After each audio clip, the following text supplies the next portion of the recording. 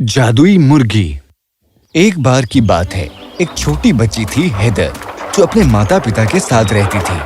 Heather बहुत ही खुश रहने वाली बच्ची थी।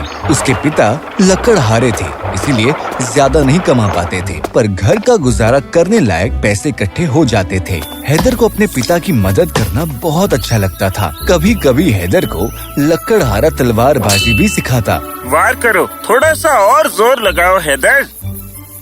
अब देखिए मैं कैसे आपको हराती हूँ। तो ये बात है, 1 2 3 हा।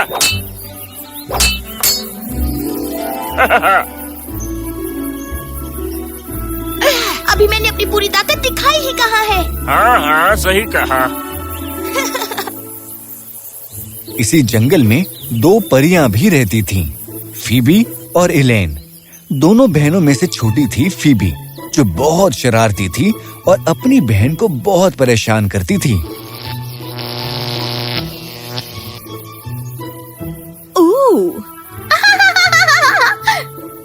फीबी, मैंने कितनी बार कहा है जादू से छेड़छाड़ मत किया करो।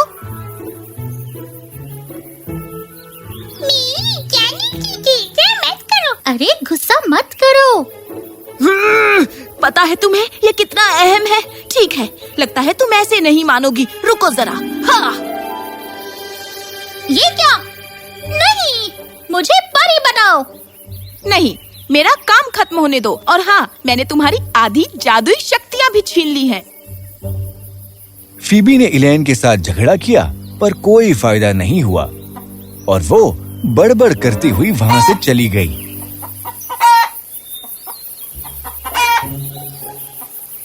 मैंने मजाक ही तो किया था, इतनी सी बात समझ नहीं आती उसे। हाँ, ये क्या है? फीबी ने हेदर को उसके पिता के साथ तलवारबाजी करते देखा। हाँ, मजेदार लग रहा है। हाँ, अजीब है, मुझे उस लड़की से कुछ महसूस हो रहा है। तुम फिर से हार जाओगी हेदर। हाँ, इतनी जल्दी नहीं। बहुत बढ़िया। मेरे ख्याल से तुम पूरी तरह तैयार हो किसी से भी लड़ने के लिए। मैं तो हमेशा से तैयार थी। फिर से वही एहसास। क्या हो सकता है?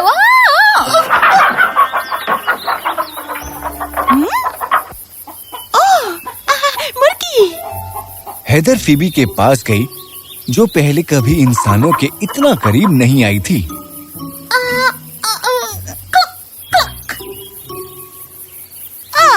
कितनी प्यारी हो तुम। पापा, हम इसे रख ले? पर तुम्हें इसका ख्याल रखना पड़ेगा। वैसे मुर्गी इस जंगल में खुली कैसे घूम रही है?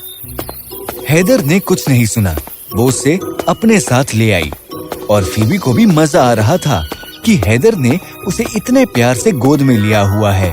वो घर पहुंच गए और फीबी उनका घर देखकर हैरान रह गई। हैदर बेटा, तुम आ गई। मम्मी, आज हमने बहुत सारी लकड़ी काटी। हम आपके लिए कल दवाई ले आएंगे। कोई बात नहीं बेटा, ऐसे ही जरा सी खांसी है। फीबी ने देखा कि हेदर अपनी मम्मी को खुश करने की कोशिश कर रही है। ये तुम्हारे हाथ में क्या है? मम्मी, ये बहुत क्यूट है ना। मुर्गी, और वो भी जंगल में। बेचारी मुर्गी, हमें इसका अच्छे से ख्याल रखना होगा। हेदर भी अपनी माँ के पीछे पीछे चली गई। फीबी को बहुत बुरा लगा और रात होते ही उसने अपने जादू से घर को बदल दिया। टूटे बेड की जगह नए बेड आ गए थे और उसने रसोई में खाने का सामान भर दिया।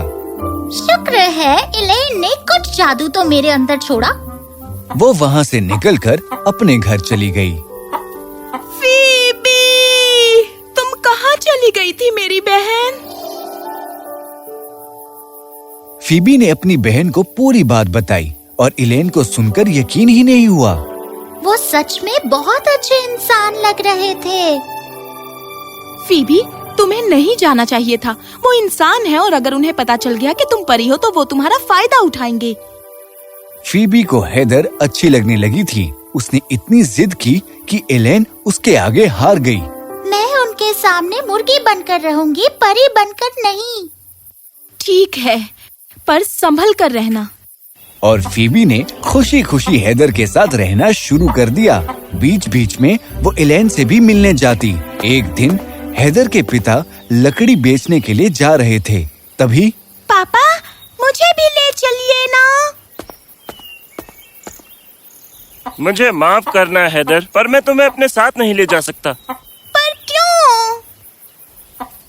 मेरी बच्ची, तुमने सुना ही होगा कि गांव के कितने सारे लोग रोज गायब होते जा रहे हैं, है ना?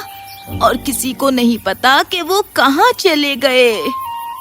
पर मम्मी, मैं अपना ध्यान रखूंगी। मुझे माफ करना बेटा, पर तुम घर पर ही रहोगी। इतना कहकर हेदर ने देखा कि उसके पिता अपने हाथ गाड़ी लेकर चले गए।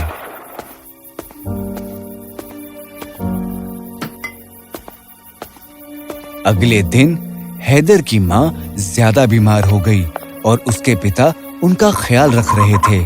पापा, आज आप लकड़ी बेचने के लिए। ओह, पापा तो सो गए। क्या ख्याल है चिकी, मेरे साथ बाहर घूमने चलना है? हेदर के साथ घूमना? अगर किसी ने इसे नुकसान पहुंचाया तो मैं उसे छोड़ूंगी नहीं। या! हेदर ने हाथ गाड़ी उठाई और वो जल्दी शहर में पहुंच गई। हेदर ने सारी लकड़ियां बेची और फिर उसे लगा कि रात होने से पहले घर वापस जाना चाहिए। आ जाओ चिकी। ओह, कितनी सुंदर झील है।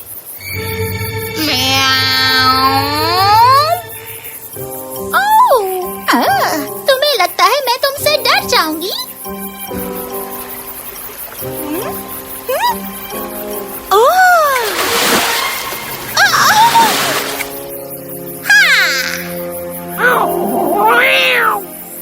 इतना मुश्किल नहीं था। एक मिनट, हेदर कहाँ गई? Heather, Heather! हेदर पहुंच चुकी थी पानी के बिल्कुल नीचे, लेकिन ये झील अब समंदर बन चुकी थी। स्वागत है। तुम्हारी ये एनर्जी मेरे बहुत काम आने वाली है। तुम कौन हो? मैं हूँ बेरिल, इस काले समंदर की रानी, और मैं तुम्हें बंदी बनाऊंगी जैसे गांव के बाकी लोगों को बनाया हुआ है।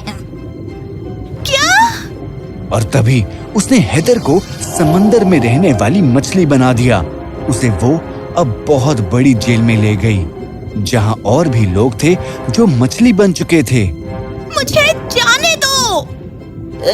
कोई फायदा नहीं, अगर तुमने कुछ किया तो वो हमें सजा देगी। मछली ने उसे बताया कि बेरिल उनकी ताकत को छीनकर सबसे ताकतवर बन जाएगी और पूरे गांव को कब्जे में कर लेगी। पर हम यहाँ भी तो नहीं रह सकते। हम इतने सारे हैं और बाहर निकलने की कोशिश कर सकते हैं। हेदर की बात सुनकर बाकी सबके मन में एक उम्मीद जागी। ठीक है, चलो बाहर निकलने की कोशिश करते हैं। और इधर फीबी को फिक्र हो रही थी। वो कहाँ चली गई? उसके पापा बात कर रहे थे कि कैसे लोग गायब हो रहे हैं। अब मैं क्या करूँ? एलेन! उसकी आवाज सुनकर एलेन भी वहाँ पहुँच गई। फीबी, तुमने मुझे क्यों बुलाया? यहाँ कोई भी हमें देख सकता है। एलेन, हेदर कहीं खो गई है, पता नहीं कहाँ। एक मिनट, मैं उसे महसूस कर पा रही हूँ। क्या कहा? फीबी ने एलेन को बताया कि कभी-कभी उसे हेदर के पास जादुई शक्तियाँ महसूस होती हैं, पर पता नहीं वो क्या है। इस बारे में बाद में सोचेंगे, पर अभी चलो उसे ढूंढते हैं। ओह, ये क्या है? एलेन, यहाँ तुम्हारा जादू काम नहीं कर रहा। अजीब है, पर मुझे कुछ नहीं हो रहा। शायद ये तुम जिस भेस में हो उस वजह से मैं अंदर नहीं जा सकती। तो मैं जाऊंगी।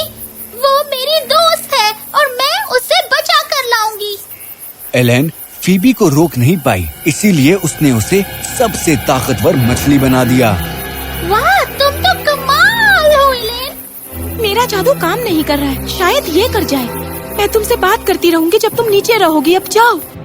फीबी हैदर को महसूस करते करते नीचे महारानी बेरिल के महल में पहुंच गई, जहां उसने देखा बूढ़ी परियों को। ये तो समंदर की काली परी बेरिल है। उससे हराने का कोई रास्ता है क्या? मुझे नहीं पता, पर अभी तुम जाकर हैदर को ढूंढो। उन बुरी परियों से दूर रहना। फीबी तैरकर नीचे गई और वहां उसे हैदर दिखी। हैदर! चिकी, तुम ही हो ना?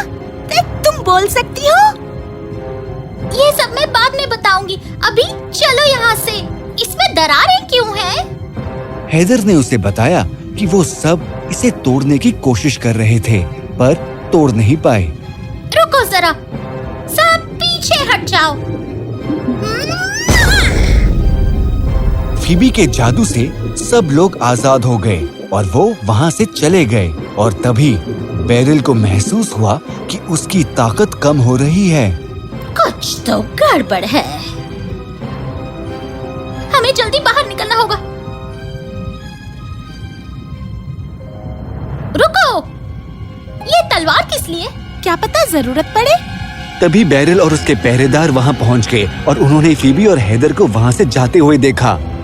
पकड़ लो उन्हें! भागो! वो उन दोनों के पीछे तेजी से भाग रहे थे। फीबी, तुम सुन रही हो? एलेन! सुनो, मुझे कुछ याद आया। मैंने रानी परी से सुना था उस बेरिल को खत्म करने का एक रास्ता है। तुम्हें उसे जमीन पर लाना होगा, यहाँ उसकी ताकत कम हो जाएगी। एलेन ने जो कहा, फीबी ने वो हैदर को बताया। हम उसे बाहर कैसे लेकर जाएंगे? हैदर, तुम आगे तैरती रहो। मैं उन राक्षसों का ध्यान भटकाती हूँ। चिकी, नहीं, तुम मुझसे मुकाबला नहीं कर पाओगी। जाओ! नहीं! जैसे ही उसने उन्हें छुआ, वो दोनों राक्षस सोने के बन गए और डूब गए। वाह! एलेन के जादू ने तो कमाल कर दिया। ये देखकर काली परी बेरिल ने हैदर पर हमला किया। ओह नहीं! बेरिल तलवारबाजी जानती थी, पर हैदर उससे एक कदम आगे थी। नहीं, तुम जरा सी मछली! तुम्हें मैं नहीं छोड़ूंगी।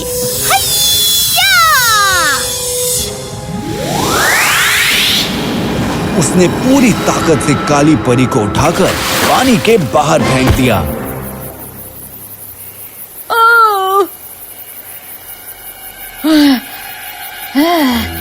जमीन? अरे नहीं, नहीं! बेरिल ने अपनी सारी ताकत खो दी। उसका श्राप टूट गया और बाकी लोग जमीन पर वापस आ गए। हैदर और फीबी भी बाहर आ गईं और सभी लोगों ने उनका तालियों से स्वागत किया। शहर के मेयर ने हैदर को इनाम दिया। और हाँ, फीबी दूसरों के सामने अपने असली रूप में नहीं आई, पर उन्होंने हैदर और उसके परिवार को सारी सच्चाई बताई। अरे, तो मेरे साथ इतने वक्त से परी घूम रही थी। वाह! अच्छा, तभी हमारा घर अचानक से इतना शानदार बन गया। बहुत बहुत शुक्रिया परियों। हैदर को बचाकर तुमने हम पर बहुत बड़ा एहसान किया है। पर मुझे एक चीज समझ में नहीं आई कि मुझे तुमसे कुछ जादुई शक्तियाँ क्यों महसूस होती हैं? वो शायद उसकी बहादुरी की वजह से, जो उसके अंदर है। ये एक खास किस्म का जादू है। हाँ, बिल्कुल सही कहा। हर किसी के अंदर एक खास ताकत होती है और जब उसे अच्छाई के लिए इस्तेमाल करते हैं, वो वही असल में जादू होता है।